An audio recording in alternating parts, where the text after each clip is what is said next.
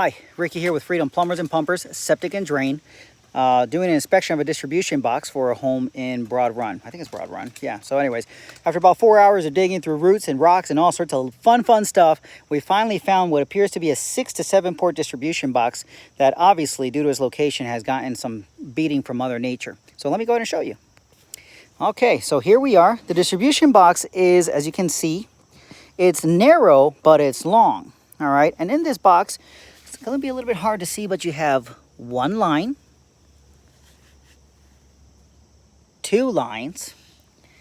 There is possibly, but I can't tell, a line there possibly. It might just be buildup. There's a lot of buildup inside of this box. There's also this baffle wannabe, which is not supposed to be there, but that's being utilized as per the original designer to slow down the speed of the effluent due to this hill. That's not supposed to be there. There's a much more effective way of doing that without compromising the box with extra parts that are not designed to be there. But anyways, moving on. So we already talked about two lines. 3. It's all right. 3, 4, 5. And there is one that's hiding down there. 6, right by the corner. Okay, so you have 6 lines in this D box with one inlet right there. There's possibly one hiding back here, but I can't see it.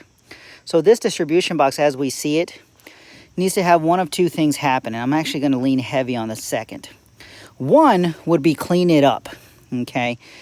That baffle needs to go. We clean out the box, pump it out, get it all cleaned up, get the roots removed from there because lots of roots are in the bottom. And then we go ahead and send in a camera on every single one of these lines. And that camera needs to go all the way to the end of the drain field for each one of these lines. There's going to be no less than 6, probably 7, anywhere between 6 to 9 foot on center, which means separated by 6 to 9 foot. And we need to be able to locate the end of each line and get a visual inspection of the inside of that line. All of these lines do not appear to be saturated. It appears that the top of the field is in better shape than the bottom of the field, but for whatever reason, the box is hydraulically overloading this side. So what we have to do is either service or replace the box. I would prefer to replace the box and actually set it up adequately to slow down the speed of the effluent, and I'll talk to you about how we do that.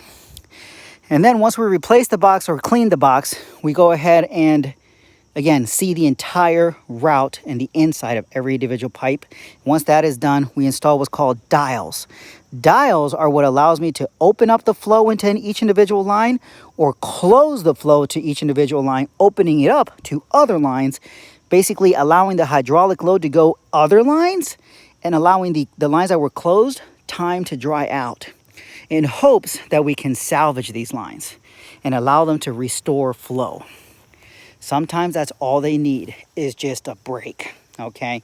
Now, if by any means that doesn't work, then the plan B is to get the OSC involved, and then he or she will figure out if we have to add a line or replace the lines or whatever they figure out they would have to do. But at this point in time, that would still be too far, okay? We still have a probability of salvaging these lines by utilizing nature, that meaning time. Okay, so I'm going to go ahead and draw up a proposal for the next level of inspection, which is going to be the distribution box, cleanup, service, repair, or replacement, camera of all the lines, locate marking of every single line, and then figure out what to do from there, which is likely capping off 2 or 3 lines, which are the bottom lines, and then opening up the flow to the top lines, which are those lines.